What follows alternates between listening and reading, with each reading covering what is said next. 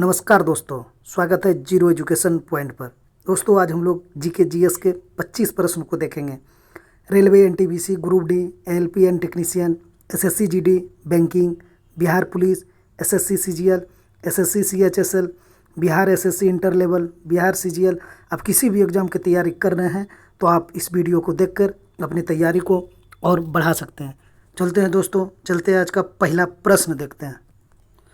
प्रश्न है, भारत के संविधान में निम्नलिखित में से किस संशोधन को लघु मिनी संविधान भी कहा जाता है? ए 38वां, बी 42वां, सी 35वां, डी 40वां। तो भारत के संविधान में निम्नलिखित में से किस संशोधन को लघु संविधान कहा जाता है? यानी इसका ऑप्शन बी हो जाएगा, 42वां संविधान संशोधन। 42वां संविधान संशोधन 1976 में हुआ था, 1976। इसी को मिनी संविधान संशोधन कहा जाता है, यानी मिनी संविधान कहा जाता है। चलते हैं दूसरा क्वेश्चन की ओर। पंचायती राज की शुरुआत करने वाला भारत का पहला राज्य कौन सा था? ए गुजरात, बी राजस्थान, सी मध्य प्रदेश, डी तमिलनाडु। पंचायती राज का शुरुआत करने वाला जो पहला राज्य हो जाएगा वो राजस्थान, ऑप्शन बी सही हो जाएगा। ये आपको 2 अक्टूबर 1959 को नागौर जिला से हुआ था स्टार्ट। चलते हैं दोस्तों तीसरा प्रश्न। मानव खोपड़ी डैश हड्डियों का एक संग्रह है? 18, 22, 30, 25। तो मानव खोपड़ी 22 हड्डियों का एक संग्रह है, ऑप्शन बी सही हो जाएगा। ए पैसेज टू इंडिया उपन्यास किसने लिखा है? A Gunnar Myrdal, Aziz Ahmad, Neeraj C Chaudhuri, E M. Forster. तो a passage to India E M. Forster ने लिखा है, ऑप्शन डी सही हो जाएगा। पांचवा प्रश्न, सरदार सरोवर परियोजना किस नदी पर स्थित है? ए कृष्णा, बी गोदावरी, सी नर्मदा, डी यमुना। सरदार सरोवर परियोजना नर्मदा नदी पर अवस्थित है, इसका आंसर सी हो जाएगा। छठा प्रश्न, संविधान के किस भाग में पंचायती राज व्यवस्था का प्रावधान है? ए भाग 9, बी भाग 6, सी भाग 3, डी भाग 4 का ए। तो पंचायती राज का प्रावधान भाग 9 में है, ऑप्शन ए सही हो जाएगा। देखते हैं सातवां प्रश्न। साइट्रिक अम्ल सामान्यतः डैश में पाया जाता है? ए प्याज, बी सेब, सी संतरा, डी केला।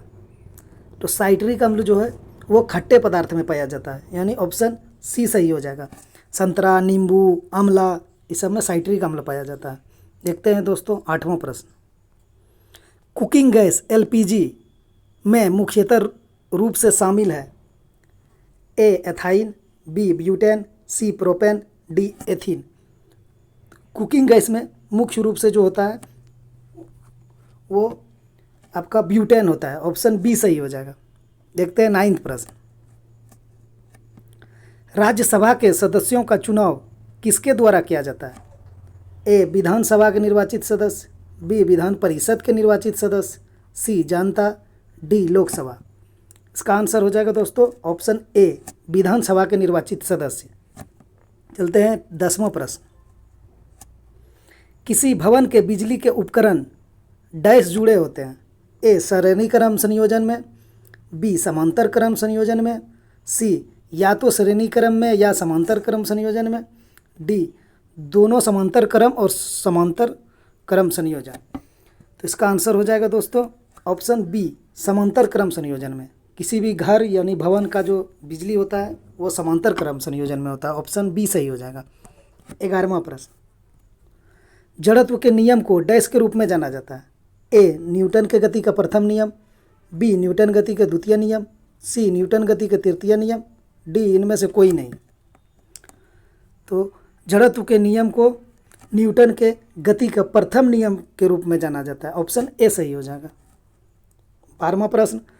इनमें से कौन सा एक आदर्श ईंधन है? ए मिट्टी का तेल यानी केरोसिन, बी कोयला, सी प्राकृतिक गैस, डी काष्ठ यानी लकड़ी। आदर्श ईंधन जो है उसमें वो प्राकृतिक गैस, ऑप्शन सी सही हो जाएगा। चलते हैं 13वां प्रश्न की ओर। पंचायती राज व्यवस्था भारत के संविधान की निम्नलिखित सूचियों में शामिल है? संघ सूची, राज्य सूची, समवर्ती सूची, अवशिष्ट सूची। तो इसका आंसर हो जाएगा ऑप्शन बी, पंचायती राज व्यवस्था राज्य सूची का विषय है। और संघ सूची में आता है आपका रेल, डाक, सब संघ सूची में आता है। चलते हैं दोस्तों 14वां प्रश्न की ओर। महात्मा गांधी ने खेड़ा जिले के किसानों के समर्थन के लिए किस वर्ष सत्याग्रह का आयोजन किया था? ए 1970, बी 1919, सी 1915, डी 1918। तो खेड़ा जिले में महात्मा गांधी जी ने सत्याग्रह किया था वो आपका 1918, ऑप्शन डी सही हो जाएगा। खेड़ा गुजरात जिले में है, गुजरात राज्य में है खेड़ा जिला। चलते हैं 15वां प्रश्न। विश्व की सबसे पुरानी वलित पर्वत श्रृंखला कौन सी है? ए काराकोरम, बी सतपुड़ा, सी अरावली, डी हिमालय। तो विश्व की सबसे पुरानी वलित श्रृंखला जो है वो अरावली हो जाएगा, ऑप्शन सी। चलते हैं 16वां प्रश्न की ओर। आधुनिक आवर्त सारणी के अनुसार निम्नलिखित में से कौन सा उपधातु या अर्धधातु नहीं है? Option A boron, option B arsenic, option C silicon, option D sulphur. इसका आंसर ऑप्शन डी यानी सल्फर हो जाएगा। देखते हैं 17वां प्रश्न। बल की सीजीएस इकाई क्या है? न्यूटन, डाइन, मीटर पर सी सेकंड स्क्वायर, डी केल्विन। तो बल की सीजीएस में जो इकाई होती है वो डाइन होती है, और एसआई में बल की एसआई में न्यूटन होता है। चलते हैं दोस्तों 18वां प्रश्न को। हैदराबाद शहर के संस्थापक कौन थे? ए अब्दुल्ला कुतुब शाह, बी इब्राहिम कुली कुतुब शाह वली, सी जमशेद कुली कुतुब शाह, डी मोहम्मद कुली कुतुब शाह। हैदराबाद के संस्थापक मोहम्मद कुली कुतुब शाह को माना जाता है, ऑप्शन डी सही हो जाएगा। 19वां प्रश्न। अखिल भारतीय दलित वर्ग संघ की स्थापना किसने की थी? A B R Ambedkar, B Narayana Guru, C Jyotiba Phule, D Lala Lajpat Rai. तो अखिल भारतीय दलित वर्ग संघ की स्थापना बी आर अम्बेडकर द्वारा की, यानी ऑप्शन ए सही हो जाएगा। चलते हैं 20वां प्रश्न की ओर। व्यापार घाटा उसी स्थिति का वर्णन करता है जहां वस्तुओं का निर्यात उसके आयात से अधिक होता है, वस्तुओं का निर्यात उसके आयात से कम होता है, सेवाओं का निर्यात उसके आयात से अधिक होता है, उपयुक्त में से कोई नहीं। तो व्यापार घाटा उस स्थिति का वर्णन करता है वस्तुओं का निर्यात उनके आयात से कम होता है। चलते हैं 21वें प्रश्न। सत्यमेव जयते को डैश से लिया गया है? ए मुंडक उपनिषद, बी ऋग्वेद, सी नाट्य सूत्र, डी सामवेद। सत्यमेव जयते को मुंडक उपनिषद से लिया गया है, ऑप्शन ए सही हो जाएगा। अरब सागर में स्थित भारतीय द्वीपों को डैश के रूप में जाना जाता है? अंडमान द्वीप समूह, लक्षद्वीप द्वीप समूह, मालदीव, निकोबार द्वीप समूह।